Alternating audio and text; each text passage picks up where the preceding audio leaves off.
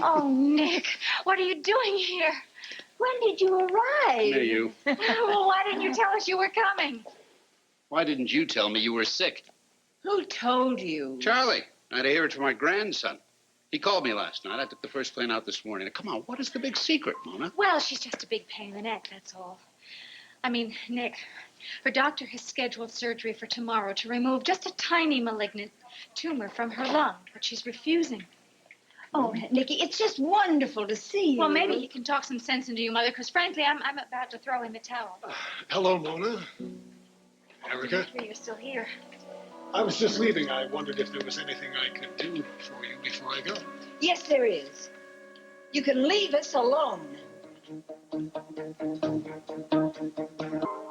Mother, for heaven's sakes, Dimitri was just trying to be kind. Why are you? Excuse me, I'm sorry. I didn't mean to be rude. It's just that we don't need your help, thank you. Dimitri, this is Nick Davis. Nick, may I introduce you to Dimitri Marick? How do you do? Nice to meet you. Nick's a very old and dear friend of the family. Someone that Erica's always been able to count on as your wife counts on you. I'm glad they're in good hands. Good day. Excuse me. Uh-oh. Uh-huh. How bad is that? Not good. Really, that bad, huh? Worse. Look, not that it's forgivable, but she's nervous. It's all right. Well, she's scheduled for surgery tomorrow morning, and It's there's no excuse It's for her. okay. She knows about us. She's a busybody, believe me, and she's just never understood me in any case. She loves you. And she's right. Given the circumstances, there's not much that I can do for you. No. Erica, during my father's last illness, my entire life, everything that I ever counted on as rock solid, shattered. You need someone with you who loves you, to help, to comfort. But not you. I have to go. To the hearing? Yes. Well, look, I hope you nail Edmund to the wall. I mean, he deserves worse. Good luck. Thank you.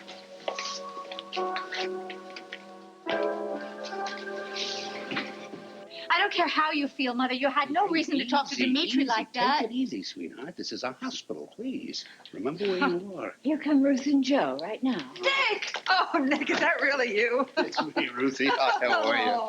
Oh, Nick, good to see you. Hi, Joe. you picked the perfect time for a visit. How long can you stay, Nick? Well, a couple of days.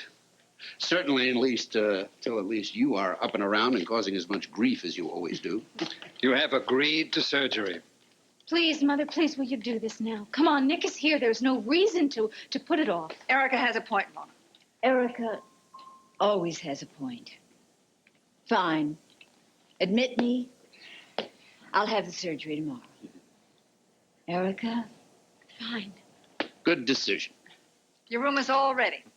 All you have to do is come with us and sign some papers. I'm familiar with the procedures. Look, we'll just stick around till you're settled, and then we'll come visit. How's that? Erica? I'm very glad that you were finally reasonable, Mother.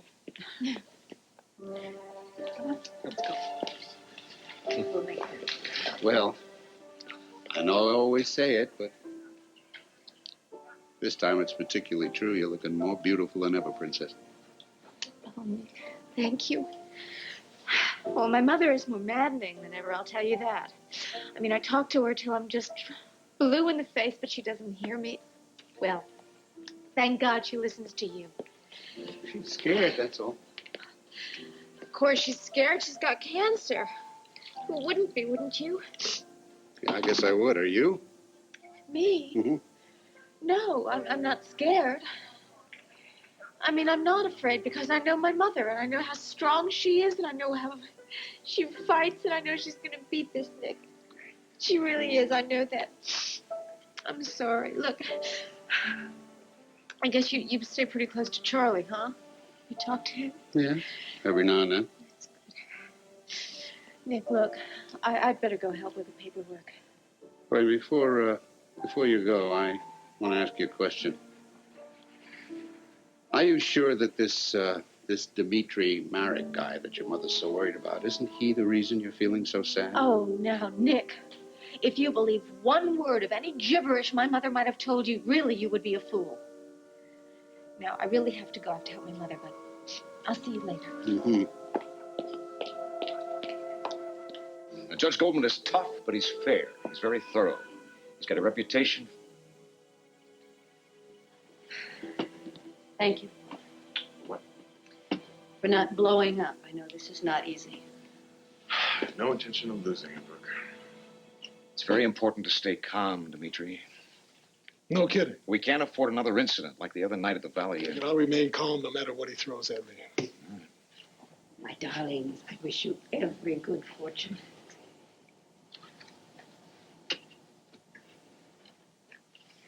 Dimitri, where's Angelique?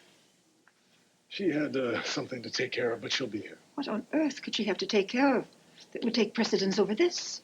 Helga, she didn't say.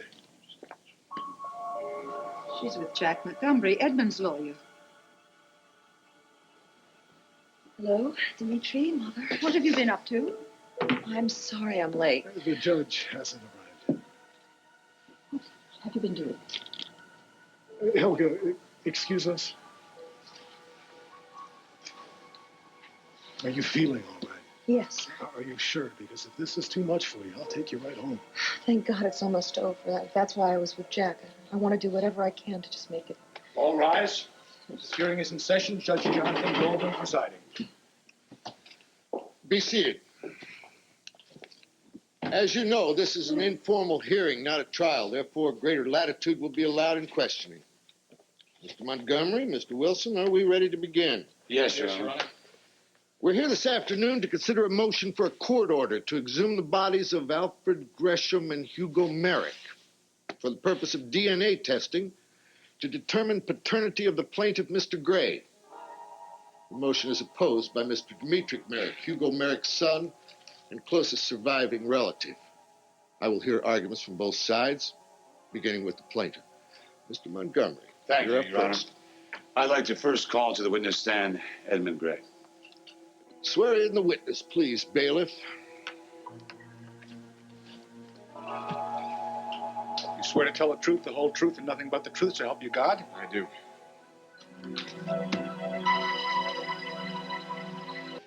Mr. Gray, when you read what Hugo Marick had written about you shortly before his death, what did you feel?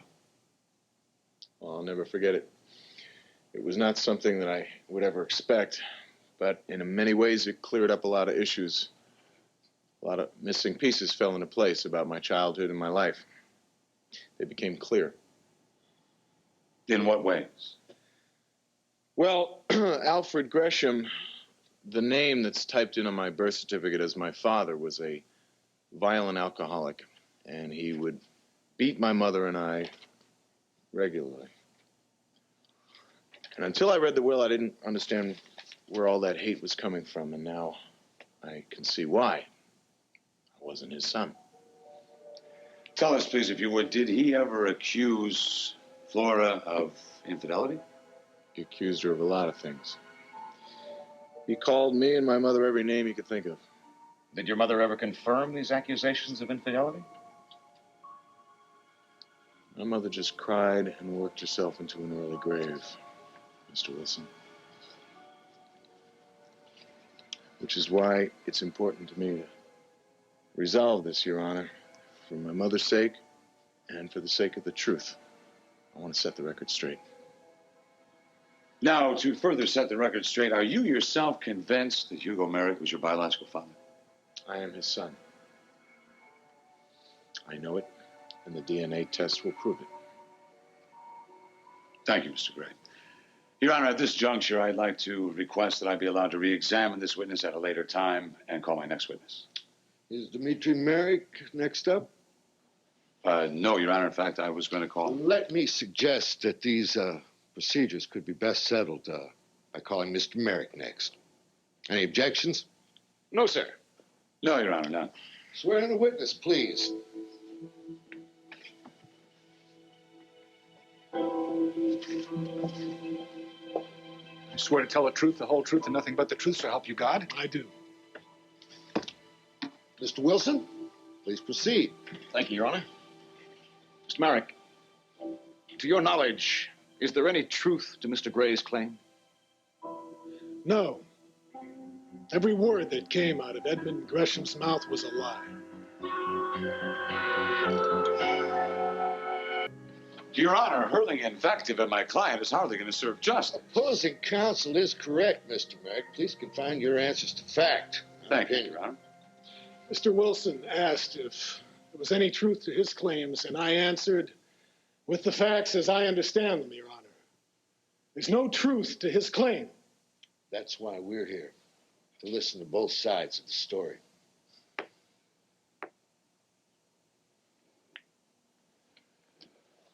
I have known Edmund Gresham for over 30 years. I knew his parents. They worked for my father at Wildwind. And Edmund and I grew up together.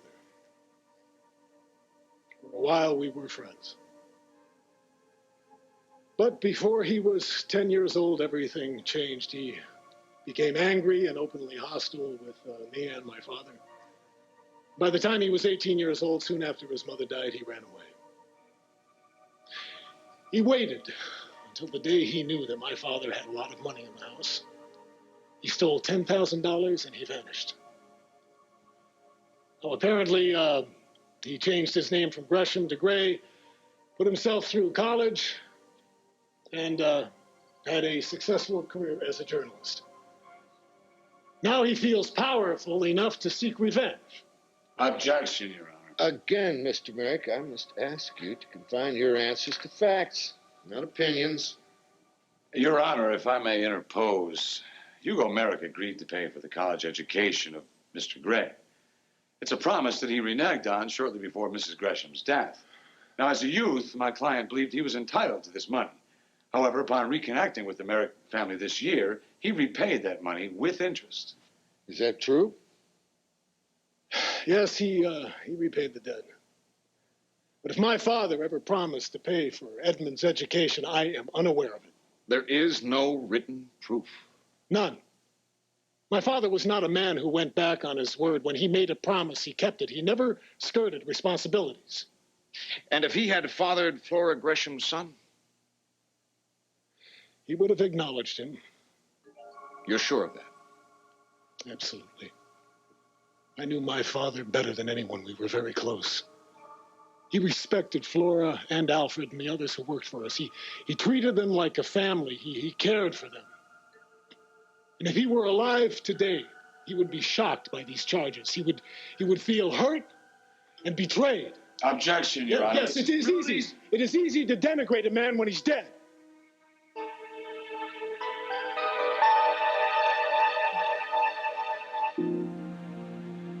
Erica, during my father's last illness, my entire world, everything I ever counted on as rock solid, shattered.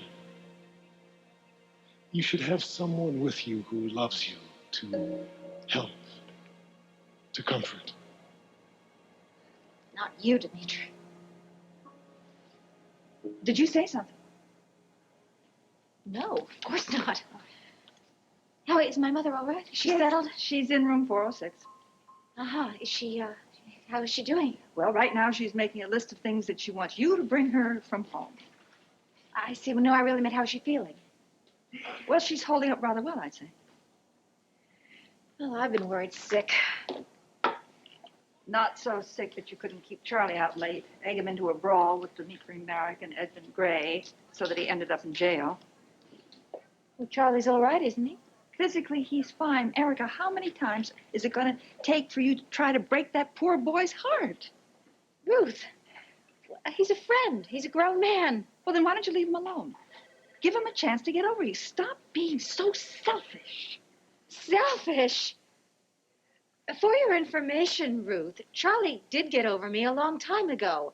And furthermore, I mean, we're just friends. There's nothing to talk about here. I am the furthest thing from selfish. Oh, So it was just pure altruism that forced you to leave your mother and go out to a nightclub, You know something? You have no right to pass judgment on me. None whatsoever. You have no idea what really happened. But I'll tell you what happened. As a matter of fact, it was Charlie. Wait. What's going on here? Will you pipe down, Oh, well, please? she's calling me selfish. Oh, I'll handle this. Gladly. You owe me an apology, Just a Ruth. minute. Go on, Ruth. Erica, what's the matter with you? Will you calm down, please? You're under a lot of strain. It isn't Ruthie you want to get upset with, is it? He has some nerve. Is it? I didn't think so. All right, so who are you, man?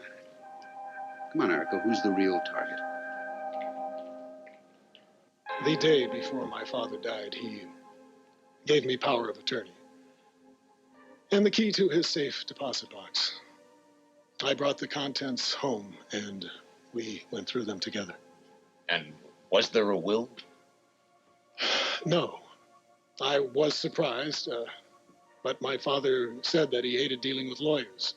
And according to state laws at the time, dying intestate without a spouse, which he did, meant that everything would be passed on to the lineal descendants, which it did. You being the only lineal descendant. Yes. Mr. Marick, the day you talked to your father, the day before he died, he said to you that everything he owned would be passed down to his lineal descendants, plural? Yes, I believe he was quoting the law at that time. Well, did he specifically tell you that you were his only heir? I don't remember. Perhaps I inferred it. Well, perhaps your father made this comment because he had in fact executed a will and named 2 lineal descendants. And then for some reason, known only to him, he hid this will in a volume of Shakespeare. And let it sit there until the dust gathered for the prodigal son to return. Is that it, Mr. Montgomery? I doubt that. You must admit, Mr. Marick, that it is possible that he would put it in a place where if Edmund returned to the estate, he would be likely to find it, which he did. There was no proof. That's why we're here, Mr. Marick. We're here to decide what the facts of this case is and what the truth of this case is. I'd like to be able to re-examine Mr. Marick later, but I'd like to call my next witness, if I may, Your Honor. You may. Thank you. I call to the stand Helga Voynitsyeva.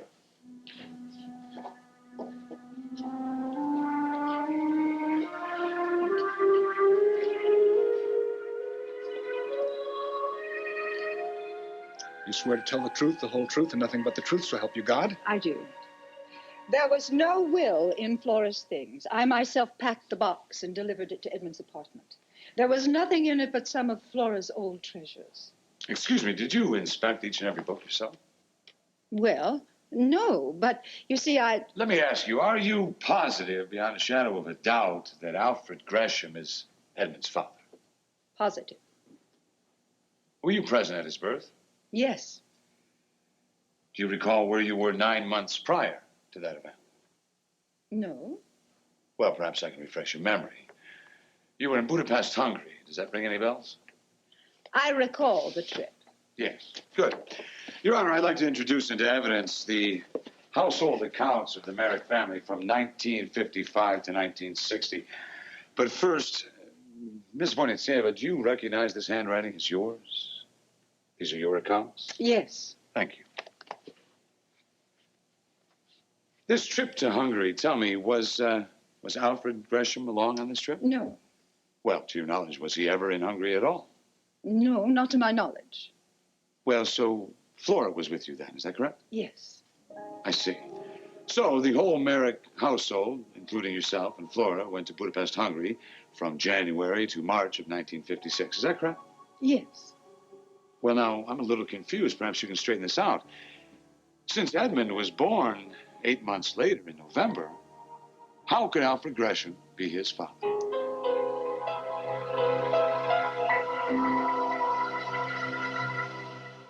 Who am I really angry at? Mm-hmm. Myself, I suppose. For not handling my mother's illness very well. And what else? Well, isn't that enough? Hey, come on, this is Nick. Talk to me. Look, Nick, if you really want to help me, you will tell Ruth that she owes me an apology. No, you're going to have to do that one yourself. Well, I can't do that myself because I have to go somewhere right now. I'll see you later.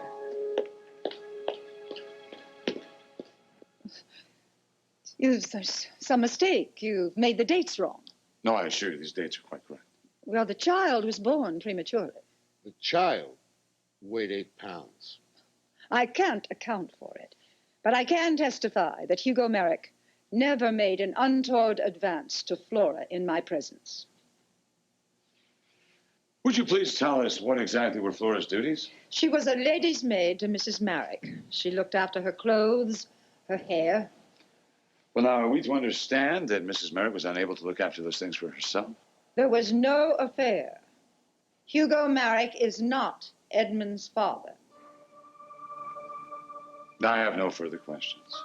I may wish to examine Mrs. Voyet's neighbor at a later time, Your Honor. Your next witness. Thank you, Your Honor. I'd like to now call to the witness stand Angelique Marick.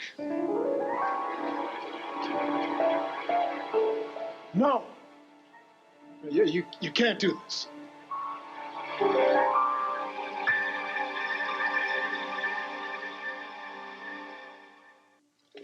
Mr. Marick, you are not conducting these proceedings. You can't do this. No more outbursts, if you please. Your Honor, my client regrets the outburst. Continue.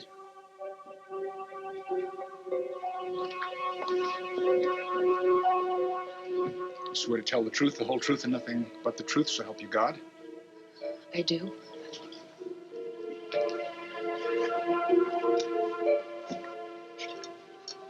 Your Honor, Angelique Marick is Helga Voynicheva's daughter. She was raised at Wildwind with both Edmund Gray and Dimitri Marick. She's been married to Dimitri Marick for just under 20 years. Your Honor, Mr. Marick insists on speaking. All right. Judge Goldman, my wife is in delicate health. She recently collapsed as a result of the stress brought on by the suit. She was not subpoenaed. I see no reason for her to have to go through the grilling. I'm sorry, Dimitri, but I need to tell the facts as I see them. Are you all right? Yes. Very well, then. Thank you, Your Honor. Mrs. Marick, if you would begin by please telling us how you felt when Mr. Gray made his claim. I was terribly confused. I've known Edmund all my life, and when he first told us and then couldn't produce the will, I wondered, but... But you did not think he was lying? Well, I couldn't see why he claimed to be Hugo's son when he had hated him so much. Hey, now this is the reason your husband gives for everything that Mr. Gray is doing. Revenge, repudiation. And greed. And that's just not Edmund, any more than Dimitri's the man that Edmund says he is. The truth is, they're very much alike. Your Honor, Mrs. Marick is relying heavily on opinion, not facts. In an informal hearing, opinion is sometimes relevant. Do you have any facts in your possession that will support Mr. Gray's claim? Well, it depends what you mean by facts, Mr. Wilson.